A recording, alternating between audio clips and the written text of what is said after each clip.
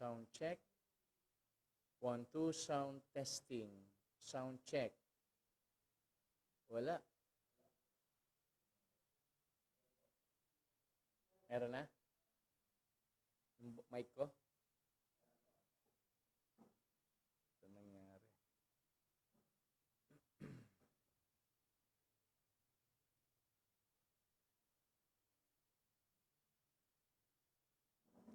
Good morning and welcome sa atin pong Bread Talk kung saan atin pong pinag-aaralan ang salita po ng Diyos, maging ang buhay ng atin pong Panginoong Hesus. Well, para po sa mensahe na pinagkaloob sa atin ng Panginoon, ngayong pong umaga, ito po ay nasa Nehemiah chapter 10, verses 32 to 39. Well, bago lang po tayo magsimula, binigay ko lang po muna yung passage.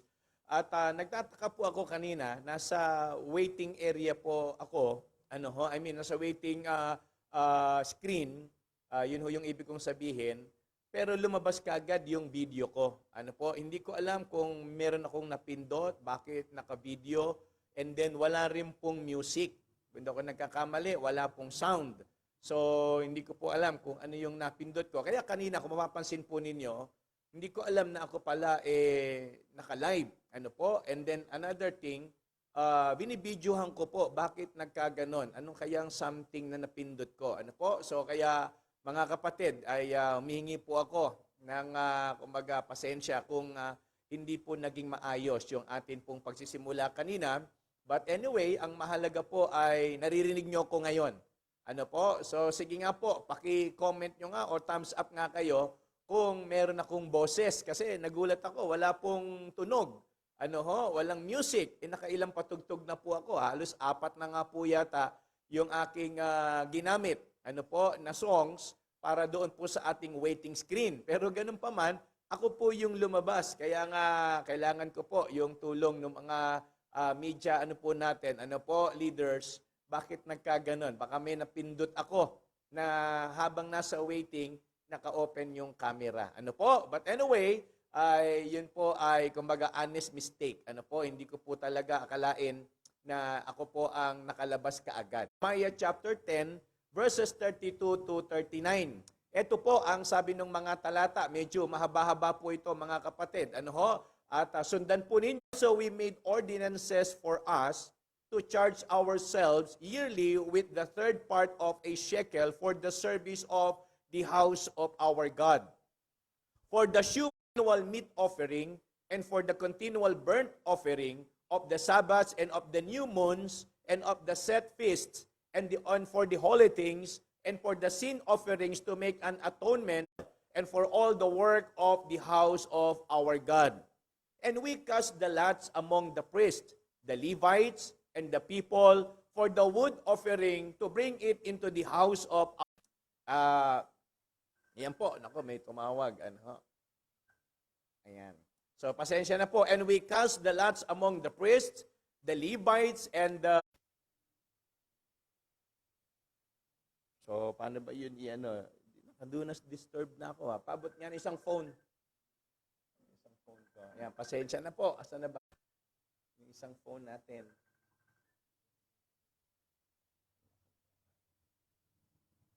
Paano nagre-ring yun? Okay, so sabi po ng verse number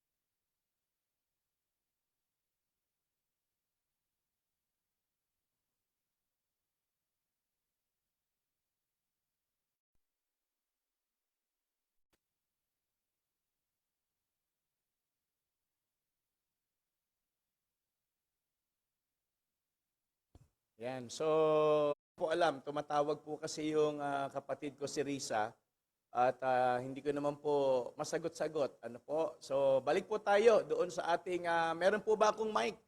Meron po, sabi po rito, also we made ordinances for us to charge ourselves yearly with the third part of a shekel for the service, for the shewbread, and for the continual meat offering, and for the continual burnt offering, of the Sabbaths and of the new moons, for the set feasts, and for the holy things, and for the sin offering for Israel, and for all the work of the house of our God. And we cast the lots among the priests, the Levites, and the people for the wood offering to bring it into the house of times appointed year by year to burn upon the altar of the Lord our God, as it is written in the law, and to bring the first fruits of our ground, fruit of all trees, year by year, unto the house of the Lord. Also the firstborn of our sons and of our cattle, as it is written in the law, and the firstlings of our herbs, and our bring to the house of our God, unto the priest, that minister into the house of our God. And that we should bring the first fruits of our dough, and our offerings, and the fruit of all manner of trees, of wine and of the priest, to the chambers of the house of our God, and the tithes of our ground unto the Levites. And the same Levites might have the tithes in all the cities of our tillage. And the priests and the sons with the Levites, when the Levites bring up the tithe of the tithes unto the house of our God, to the chambers, into the treasure house, for the children of Israel, and the new wine, and of the new wine, and the oil, and the chambers were the vessels of the sanctuary, and the priests that minister, and the porters, and the singers, and we will not forsake the house of morning is, be faithful in supporting the house of God. Again, be faithful in supporting the house of God. Well, na sila po ay gumawa ng ordinance. Ano po? Yung kanilang ginawang ordinance ay para po sa kanila at para din po sa bahay ng Panginoon. Kung paanong mapapatunayan para sa kanila ay mahalaga yung templo, yung house of God. So kaya nga mga kapatid, alam niyo po, ito yung natataon ngayon na tayo po paunti-unti kahit papaano sa biyaya ng Panginoon pwedeng ayusin, pagandahin, para po sa church, timing naman, mga kapatid, ano po, talagang ito ho yung binibigay na mensahe ng Panginoon sa atin pong pinag-aaralan. So tignan po ninyo kung paano sila gumawa ng ordinaryong magbigay pahalaga para po sa bahay ng Panginoon. Kasi naniniwala po ako, napakahalaga, hindi lang po yung ating kung paano tayo o sa kung ano paman, naniniwala po ako na mahalaga rin po na ating mabantayan at maalagaan yung bahay ng Panginoon sapagkat ito po ay refleksyon ng ating kumbaga kalagayan hindi sa harapan ng Panginoon maging sa atin pong komunidad. Naniniwala ko mga kapatid, dito rin po tayo sinasalamin ng mga kumbaga tao kung paano natin po yung bahay ng Panginoon. Ano po? Meron tayong mga sari-sariling bahay, may mga kanya-kanya ho tayong tahanan. Paano ba natin to pinagaganda, inaayos, kay atin man yan o inuupahan, maayos at gumagana. So ganun din po sa bahay ng Panginoon, mga kapatid. Kaya nga, ito ho yung kanilang naging kaparaanan o kapahayagan para maipakita yung kanilang katao ng Panginoon. Ito ho yung mga bagay na gusto kong aralan. Number 1, by participating. So kung papaanong bawat isa po sa kanila ay nagbigay ng kanilang bahagi at ng kanilang ikaayos at buhay ng Panginoon. Kasi kung titignan po ninyo magkakaiba sila ng buhay, magkakaiba sila ng trabaho, magkakaiba sila ng opisyo. Pero ang sabi ho ng Bible, bawat isa merong iniambag para po sa bahay ng Panginoon. So napakahalaga kung paano tayo nagpa-participate, kung paano tayo nagko-contribute, kung paano tayo nakiki-cooperate pagdating po sa usapin ng mga ginagawa.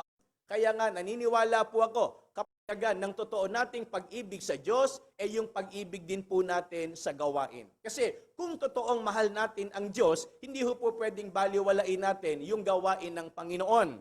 Wala tayong lahat na ang church, ang ministry ay pag-aari ng Panginoon, siya ang nagpasimula, siya rin po ang magwawakas o magbibigay kawakas sa ginagawa natin sa gawain ng Panginoon.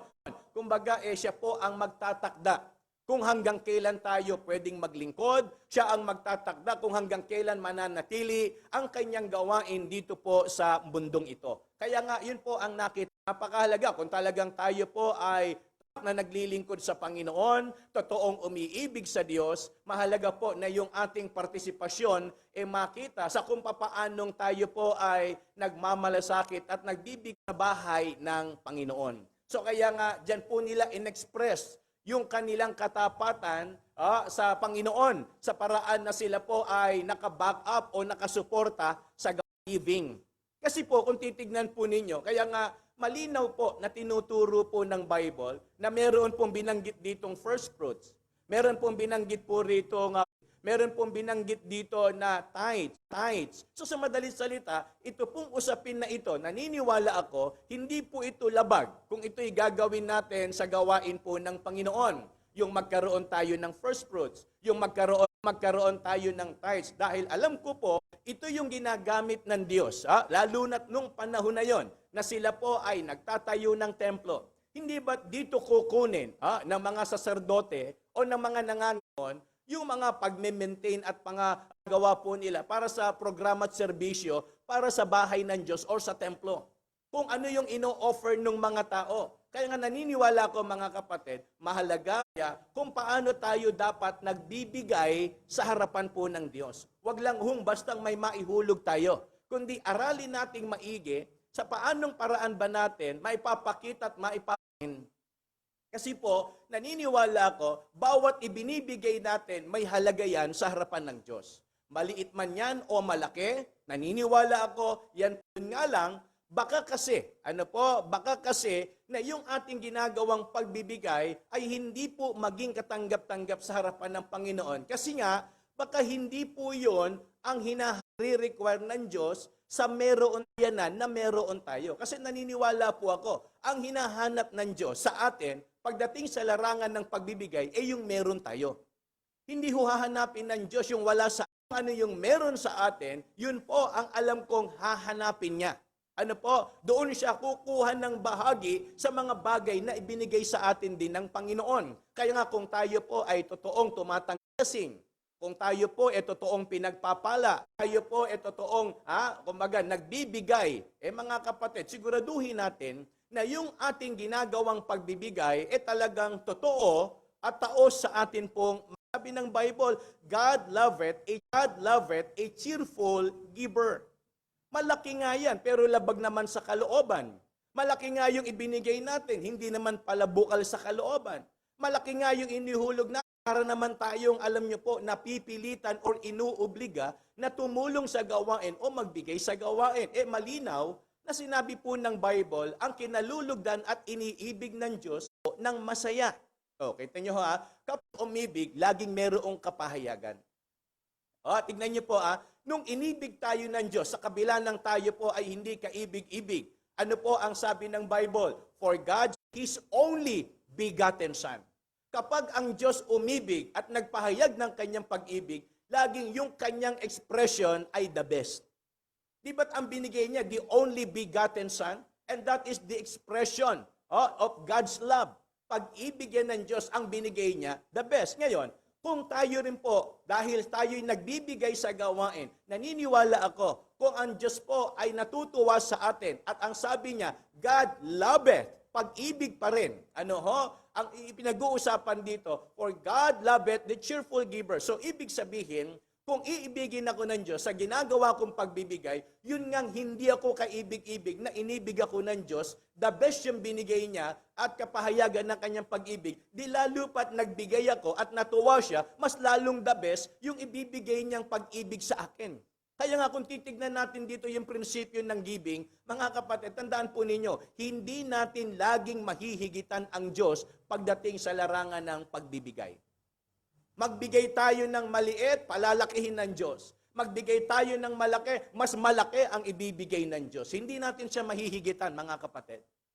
Kaya nga, yun po yung nakita ko. Kung talagang ang gusto natin, kapahayagan ng atin pong pagtatapat sa Panginoon, ipakita ho natin sa paraan na kung papaano ho natin sinusuportahan ang bahay ng Diyos. Alam nyo ho, sobrang napagpapala ang gawain ng Panginoon sa mga kapatiran na talagang, alam nyo po, binabalikat yung mga expenses, yung mga pangangailangan ng gawain ng Panginoon. Mantakin nyo, buwan-buwan po yan. May mga kapatiran tayo na bukod sa kanilang tithes and offering, talagang may commitment para sa Panginoon, para matugunan yung pangangailangan ng gawain ng Diyos. At dahil po sa inyo, na sa biyayang ibinibigay sa inyo ng Panginoon, ang gawain po ay nakapagpapatuloy. Eto po kami, nakapagtuturo, may internet tayong nagagamit, may kuryente tayong nagagamit, may lugar tayo na napagtitipunan, may mga pangangailangan na tutugunan sa mga manggagawa. So naniniwala ako, malaki po ang kinalaman ng pagbibigay ng mga mananampalataya kung bakit ang gawain ng Diyos ay nakapagpapatuloy. Of course, ang lagi nating sinasabi, by the grace of God, in His power, sa Kanyang kapangyarihan, sa Kanyang biyaya, ang gawain ay tatayo. Tama po yun. Pero yun, hindi ho yan magiging magic paraanan. At ang paraan na yan ay ang gagamitin tayo pong mga nasa gawain ng Diyos. Hindi ho pwedeng bigla na lang may darating na tulong dito o ayun galing dumaan sa gobyerno. Hindi ho sa gobyerno dadaan ang tulong sa gawain. Hindi ho sa mga foreign land dadaan ang biyaya ng Panginoon para sa gawain. Wala po ako. Kung titignan natin, ito pong prinsipyong ito, sa chapter 10, hindi ba't yung mismong mga tao, yung tao ng Diyos, ang siyang dinaanan ng provision para sa bahay ng Diyos? Tignan po ninyong maigi, ang sinasabi nitong mga talatang ito. Yung mga tao na galing po saan? Sa bagsak na buhay. Saan sila galing? Sa magulong pamumuhay. Hindi ba't 100 years na wasak yung wall sa kanila? Kahit anong klaseng tao, nakakasalamuhan nila, humahalo sa kanila. Kaya nga, mabilis silang dumami kasi nga nahaluhan sila ng ibang lahi. Nandiyan na yung nakipag-compromise na yung mga tao, di ba? Kaya nga kung papansinin niyo sa mga susunod na pag-aaral natin, sabi ng Bible, yung mga asawa nila hindi nakapag-asawa ng mga foreigner o kaya ng mga ibang lahi. Binawag yung mga anak nilang babae. Bakit? Kasi sa harapan ng Diyos, mahalaga na sila ay nabubuhay ng tama. Lumalakad sila ayon doon sa sinasabi po ng salita ng Panginoon. Kaya nga mga kapatid, napakahalaga na ito pong ating pinag-aaralan talagang maisabuhay natin kung papaanong pinapahalagahan natin ang bahay ng Panginoon. Sa anong paraan? Sa larangan po ng pagbibigay. And then pangatlo, ano tayo nananatili, mga kapatid? Pag sinabi ho nating deboto, siraan mo man ng paniniwala nila, parang sa relihiyon, pintasan mo man yung leader nila, siraan mo man yung sabihin mo sila kulto, hindi magbabago ang kanilang pananaw. Kasi nga, ang tawag sa kanila, mga deboto. Naintindihan po ninyo? Taon-taon, may nagpipinitensya, kung ano-ano. Pero hindi naman yon ang kaparaanan para maging tama ang ating ginagawa sa harapan ng Diyos. Pero wala sa kanila yon. Hindi nila paninira. Pag-atake sa kanilang relihiyon, pag-atake sa kanilang pananampalataya, at para sa kanila, ang manindigan sa maling paniniwala ay katapangan at pagtatapat sa kanilang. So imagine po ninyo. Naintindihan nyo mga kapatid? Wala na nga sa Biblia pero isinisulong pa rin na ito ang tama, ito ang totoo, ito ang sa Diyos. Relihiyon, naniniwala na sila ang tama. Tapos tayo na may hawak na Biblia. Tayo po na nag-aaral ng salita ng Diyos. Konting sigalot, konting issue lang sa ministry, bigla tayong natitinag at nawawala. Asaan yung atin pong pinaninindigang tama? Asaan yung atin pong pinaglalabang gawain po ng Panginoon? Tignan natin mga kapatid, baka mamaya nasa puso natin ang Diyos, mahal natin yung ministry, pero pagdating sa ating debosyon, isipin nyo paano natin napapatunayan na Alam niyo yung mga pumupunta sa nakatapak sila, yung kanilang dinadaanan, wala silang pakialam kung natutusok yung kanilang paa. So hindi nila iniintindi kung nakakalapit ba sila doon. Express nila yung kanilang panata at yung kanilang paniniwala. So imagine ninyo mga kapatid, tayo po, paano natin maipapakita una sa Diyos at pangalawa na talagang tayo deboto sa paniniwala natin sa Biblia at sa Diyos. Baka mamaya, konting issue lang wasak na kagad yung ating focus sa Panginoon. Kagad nating iiwan. Andali kagad nating magpasya para bitawan yung pananampalataya. Mga kapatid, tandaan ninyo, kaya tayo nasa gawain dahil sa Panginoon. At kaya tayo tama po. Kaya nga sana yung ating pong devotion or yung ating devotion, talagang mapatunayan natin na intact sa harapan po ng Panginoon. So yan ho yung pangatlong bagay na nakita ko. At para po sa mundo, sabi po ng Proverbs 9, honor the Lord with thy substance and with the first fruits of all thine increase.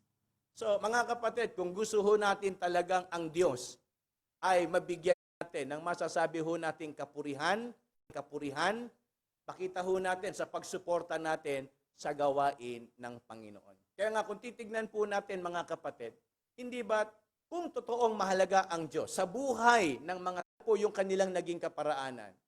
Ang Bible, gumawa sila ng ordinance.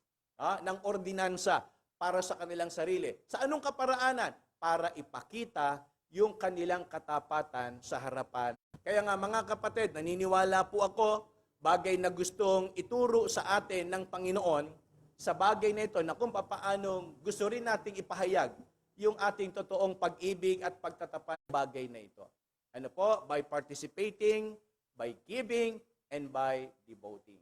Mga kapatid, sana po tunay tayo na pagpala at nabusog ng salita po ng Panginoon. Trivia, ngayon po nga umagang ito. Ano po yung 3 puntos na atin pong pinag-aralan sa atin pong topic for this morning? Ano po? 3 po yan na ibinahagi ko po sa inyo. Ano po yung 3 puntos na ating pinag-aralan for this morning? At ito naman po, ang mga sumagot ng tama kahapon sa ating trivia. Ano po yung kanilang isinuot? Ano ho? Para ipakita yung kanilang magdadalamhati. Ano po? Yung kanilang kalungkutan. Ano po? So kaya mga kapatid, ito po. Ang mga sumagot ang tamang sagot po ay saklot. Ayan. So, ang tama, pasensya na po, wait lang po, baka emergency po talaga ito. Hello?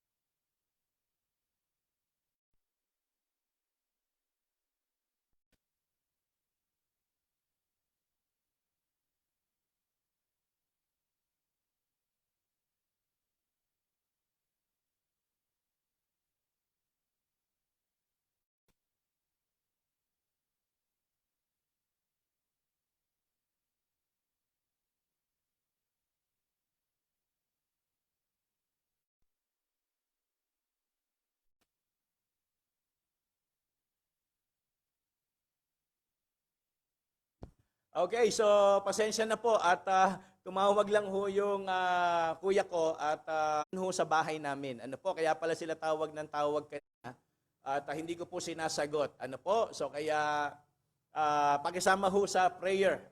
Pakisama ho sa prayer. Medyo inikilabutan lang ho ako, mga kapatid. Ano po, so ang mga sumagot ng tama, ang tamang at ito po ang mga sumagot ng tama. Ang number one po na sumagot ng tama kahapon, answer po na saklot ay number 1 si Ninang Kiten. And then ang number 2 ay si Kuya Joel Vito, and then ang number 3 ay si Sir Gypsy. Ayan, sila po ang top 3 last sa atin pong trivia. Good morning kay Ninang Kiten, congratulations kay Kuya Joel din, at maging kay Sister Gypsy. Sila po ang top 3 natin yesterday. And then ang pang-4 natin host. Ang pang-5 ay si Milet Delara. Ang pang-6 ay si Ninang Alice. Pang-7 si Preacher Alvin. pang-8 si Ate Sara Abot, pang-9 ay si Sister Mati, at ang pang-10 ay si Ninang Flor. Ayan, Ninang Flor, naku, ang sarap ng kape ninyo. Maraming salamat. Congratulations sa atin pong top 10 na sumagot ng tama yesterday. Ayan, eto pa po, may mga karagdagan pa. Pang-11 si Kuya Joe. Nako, Kuya Joe, ha? Ingat po kayo, ha? Sana sa pagbiyahe nyo today, papunta ng Dubai. Post ni Kuya Joe, nasa airport na siya kanina pa. Ano po? God bless, Kuya Joe, ha? God bless. And maging si Sister Weng, pang-12. And then pang-13, so si Sister Gina, yung kanyang pagbalik. Ano po? At bukod doon, may mga lagi pang madalang sarap na pagkain. Ha? Yung kanyang mga pastries. Naku po, kung kayo'y please, and mga banana bread, masarap po yung ginagawa ni Sister Gina. Ayan. Thank you, ha? Thank you, Sister Gina. And salamat po, mga kapatid, sa lahat na nag-join ngayong umaga. At gusto lang po nating i-welcome. Morning, kasama natin si Grace Manlisis. Ayan, good morning, Sister Grace. Nako, kagabi, ha, kayo yung pinag-pray namin, ha, yung pamilya ninyo. Pati sila Tintin, pati sila Nanay Luningning Ives. Mula naman sa Masbate. Good morning dyan, Brother Paul. Ayan, sana maayos ang inyong kalagayan dyan ni Nanay Agnes. Kasama rin kayo sa prayer sa Osenada ng Samar. Si Sister Grace ay nasa Bulacan. And then si Brother Paul ay nasa Masbate. At si Sister Jessa naman ay nasa Samar. At nako, alam ko, dito yan sa Maynila. Kailan kaya, Sister Jessa? Excited na rin kami na talagang muli ka naming makasama dito sa Caloocan, sa bahay-sambahan ng Panginoon. And salamat din kay Milet Delara ng East Bagong Baryo. At kasama rin Milet. Tama ba ako, Bernadette? Good morning dyan sa inyo. Ano bang oras na dyan sa, saan ba yan? Taiwan. Tama ba ako? Nasa Taiwan. So anong oras ba sa Taiwan? Ilang oras ba ang diferensya ng oras dito, Bernadette? And kasama rin natin si Kuya Joel Bito. Ayan, mula rin sa East Bagong Baryo. At maging si Ate Tessie Lopez ng Letre. Ayan, isa sa mga masipag dyan. Ako, talagang ginagamit siya ng Panginoon. Ano po? So salamat, Ate Tessie. At ganun din kay Sister Candy Ochoa. Nako, get well soon, Sister Candy. Sana talagang ingat na talaga sa paglalakad. At sana wag nang maulit na na po siya. Nasa Bacoor, Cavite. Ayan. Salamat, Candy. And ganun din kay Sister Ashley Benisa. Dito pa rin yan sa Bagong Baryo. Kasama rin natin si Atilita Dumlao ng Taytay Rizal. Ayan. Good morning po, Atilita. At sana'y mayan. At maging si Picture Chris Baculpo ng Samar. Ayan. Maraming salamat po sa inyo. At patuloy po natin isama sa panalangin si Kapleo Kagawan, si Nanay Olivia Tahuna, si Kuya Ray Cortez, Sherry Rose, of course, yung nanay ko po. At sabi ho ng kuya ko, kaya ho sila tumatawag, nag-aalala, hindi na po kumakain yung nanay ko. So please, sama nyo ho sa prayer. Kaya pala tawag yung mga kapatid ko, kasi nga yun po yung sit. Kaya again, mga kapatid, pakisama ho sa sana talagang gumawa po ang Panginoon sa kalagayan po ng nanay ko. Ang pangalan po ng nanay ko ay Belen Victoriano. Pakisama po sa prayer. Na sana yung kanyang kalagayan pa rin. Ano po? So, ngayong umaga, marami pong salamat. Ingat po tayo palagi and good morning to everyone. Again, humingi po ako ng paumanhin doon ho sa, kumbaga, na live nagkaganon. So, again, patuloy po nating suportahan ang gawain po ng Diyos. Ano po? Thank you po sa inyo. Ingat po kayo.